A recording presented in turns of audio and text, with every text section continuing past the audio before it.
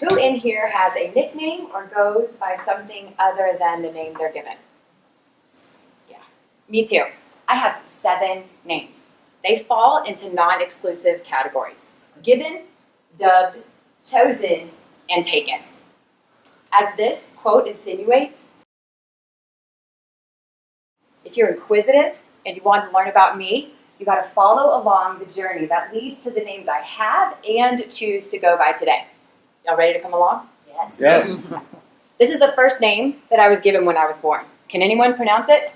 Adelina? Oh my God, y'all are great. I was not expecting that. Thank you. You nailed it. Adelina is often mispronounced as Adelina, Andelina, or the mean kids in school would just refer to me as that girl.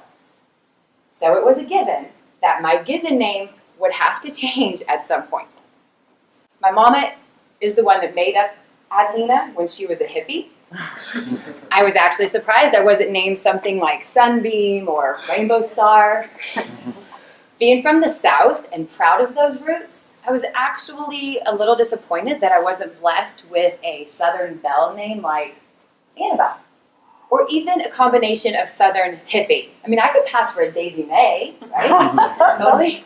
Either way, early on in life, I wished for a nickname. As I got older, I learned that my dad gave me my middle name because he thought it would be a little hard to go by Adelina as a kid. And I know that I know you're supposed to pick your battles in life, and especially in marriage.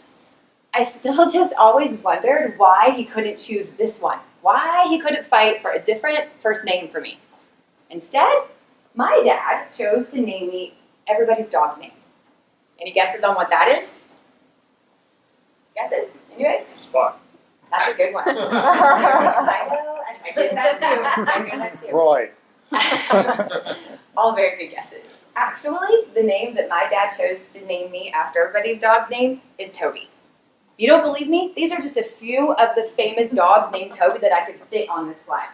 Sherlock Holmes, y'all, his dog's name is Toby. The upside of having that middle name Toby is that during my summer visits, when I would go see my dad and his family and they would choose to call me Toby, it actually became a welcomed sanctuary. And to this day, Toby is more of a term of endearment than a battle that my dad may have lost. The next name my dad gave me is my last name. Here's another one I'll let y'all take a stab at. Anyone? Got it. You nailed it. No, hardly anybody. I think that my last name, File, is as easy as hooked on phonics. However, I'm reminded, like with my first name, when people cannot pronounce a name, they tend to add in extra syllables or additional letters, kind of make it up as they go along. So File becomes Puffiel, add an extra F for Fifel, or sometimes they just give up before they finish and it's No matter what, most attempts for pronunciation butcher Adelina File. Adding insult to injury, try spelling this on the phone. I feel like I'm there all day saying every letter over again.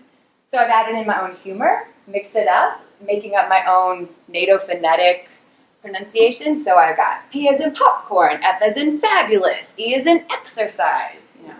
You catch the drift. Now moving on to the dubbed category. When my brother, 9.5 years younger, finally started speaking, it wasn't a surprise that he could not pronounce Adelina either. So the first name that he called me was Neneh.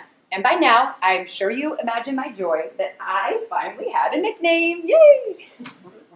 Neneh caught on pretty quickly with my friends, probably because they were excited to have a better pronunciation or easier pronunciation as well.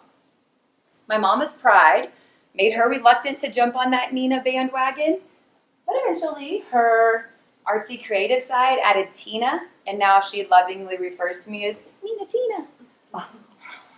My grandmother was a very late adopter. Completely confused by the whole change, she thought Lena rather than Neneh was a better nickname than Adelina, so for a good 3 years, while everyone else was calling me Neneh, she was calling me Lena. So it's no wonder at age 13, with 5 names, Adelina, Neneh, Neneh Tina, Lena, Toby, that I began developing chameleon traits or versatile personalities, which actually has paid off in my sales career now. Then came college, or high school actually, when I was determined to stand out and be different. And as a true descendant of my mama, I changed the spelling from N-I-N-A to N-E-N-E-H with a long sign over the first E, so it's pronounced Neneh, not Neneh. This spelling ultimately got me dubbed as mean by my closest friends as a term of endearment, and by my nieces and nephews as Annie. But with change does come some challenges, and not everything in print will allow for that long sign over the first E. So I have heard it all. Everything from Neneh, Neneh, Nene, all of it. But like you, I've learned to laugh along the way. For example, here's a great story. I think it's a great story. When my husband Ben and I started dating, I started checking us in on Facebook, because that's what new girlfriends do. A couple of days before I met his family for the first time, he told me that his sister, a notorious smartass, called his mom to comment on the Facebook post. So it looks like Ben's got a new girlfriend, and her name is So, the day we went to his mom's house, I walked up to his sister and teasingly introduced myself. Hello, my name is Neneh. 9 months later, we were engaged. Which brings me to my taken name. Y'all remember my hard-to-pronounce maiden German name, File, right? So growing up, more than that perfect wedding dress or that handsome groom to go on top of the cake, I dreamt of marrying someone with the last name Smith or Jones, something super simple and no hooked on phonics lesson required. No, instead, I marry a Biffinger with almost double the letters, and all but 2 require a military Morse code. And now here I am. Adlina Toby File morphed into Neneh Neen Toby Biffinger, and I wouldn't change a thing.